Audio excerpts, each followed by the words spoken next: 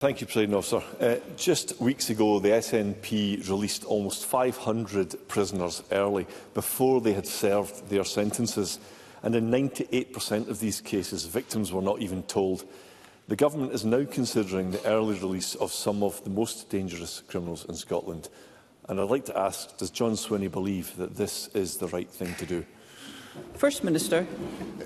President Officer, I understand the seriousness of the issues that Mr Findlay puts to me today, and we have to address the rising prison population in a sustainable and effective way. The Government took measures which were explained fully to Parliament, and they only took place once we had parliamentary consent to the steps that we took. And my view fundamentally is that there is a difficulty about the rise in the prison population. The prison population this morning is sitting at 8,322. It's at a very high level, and ministers are concerned for the well-being of prison officer staff and for prisoners as a consequence of the level of congestion there is in our prisons. So we have to act, and the Cabinet Secretary will give a statement to Parliament this afternoon on these issues. Russell Findlay. Thank you. In 2015, John Swinney's government ended automatic early release of prisoners serving sentences of more than 4 years. My party voted against it because we believe it should have gone further by applying to both short and long-term prisoners. And so did the SNP, at least at one stage. Nicola Sturgeon even said, and I quote, "Our objective remains to end the policy of automatic early release completely." John Swinney might be even softer in crime than Nicola Sturgeon. Victims groups feel that killers, rapists, domestic abusers, drug dealers and child abusers could be freed early. So does the First Minister personally believe they should be let out without any consideration of victims or public safety? First Minister.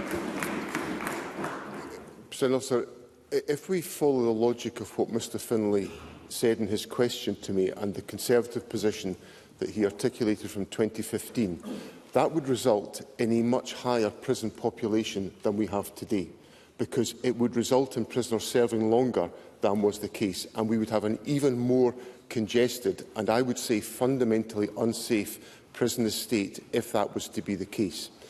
Now, what we've got to do is we've got to take the appropriate measures to ensure the sustainability of our prison system. The prison system and the reality that we're facing today, it's not a reality that we're alone in facing, because this reality has been faced in other parts of the United Kingdom, and significant action was taken by Mr Findlay's colleagues in government before the general election. It's been taken by the new Labour government after the general election to address the fact that there is significant pressure on prison population throughout the United Kingdom. Now, what we will take is we will take a responsible approach which will be subject to parliamentary scrutiny, and we will always take into account the perspectives and the views of victims and address the concerns which they legitimately have about these difficult issues. Russell Findlay. The reason the prisons are in such a catastrophic state is entirely down to this SNP government. Now, let's just take a look at the kind of criminals we could be talking about if a new form of SNP early release is announced today.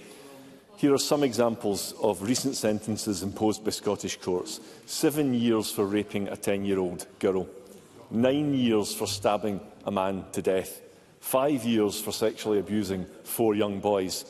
All of these criminals, and many, many others like them, could be let out early.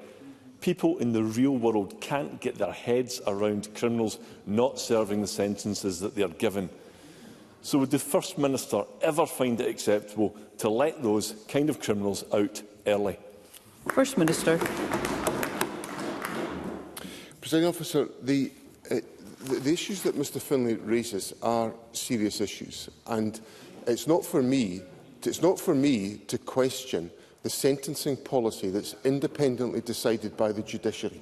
If I was to do that, Parliament would have I would be breaching my constitutional role as First Minister, which has to respect, and it was part of the oath of office I took when I became First Minister, that I would respect the distinction between my responsibilities as the leader of an executive government and the independent role of the judiciary. If I trespass into that area, I am fundamentally compromising the independence of the judiciary. Now, that might be what Mr Findlay wants to do, but it's certainly not what this First Minister is going to do, who respects the rule of law and respects the oath of office that he took. Now, Mr Findlay has indicated or suggested that somehow we are experiencing a lack of action on justice. Our prisons are absolutely bursting at the seams. That suggests to me that, it's been shouted, things have been shouted at me. So let me just clarify: Scotland imprisons more offenders per head of population than most other European countries. Now, we invest heavily already as a government in alternatives to custody to make sure we have a sustainable prison estate. But what we have got to ensure today for the prison officers who are running our prisons and for our prisoners to whom we have legal obligations as well, that they are living in a safe and stable environment, and that will underpin the actions of the government. Russell Findlay. Unbelievable. What a stunning lack of self-awareness. John Swinney talks about respecting judicial independence, but by releasing 500 prisoners early, he trashed judicial independence.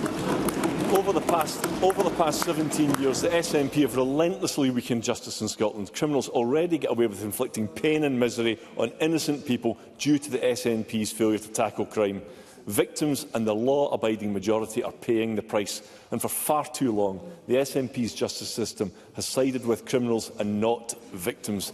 Police issuing a slap in the wrist for serious crimes, the Crown Office diverting criminals from prosecution, and prisoners not serving sentences imposed by the independent judiciary. There's a stunning lack of common sense, and it's leaving people feeling that this Parliament does not represent them.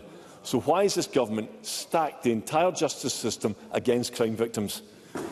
First Minister. That is patently untrue. Yes, absolutely. Over the last decade, the average length of prison sentences has increased by 32%. 32%. That statistic alone demonstrates that Russell Findlay is putting complete nonsense to me at First Minister's questions. 98% of all those convicted of rape and attempted rape between 2019 and 2022 received a custodial sentence. That is another fact that refutes what Russell Findlay has put to me today. Now, we have an obligation to ensure that we run a stable and safe prison system, and at the level of the prison population just now, that is a challenge for ministers to fulfil our obligations. So ministers must act. The Justice Secretary will give full and transparent information to Parliament in her statement this afternoon, and the Government will take forward the steps that have to be taken, but they will require the consent of Parliament to do so.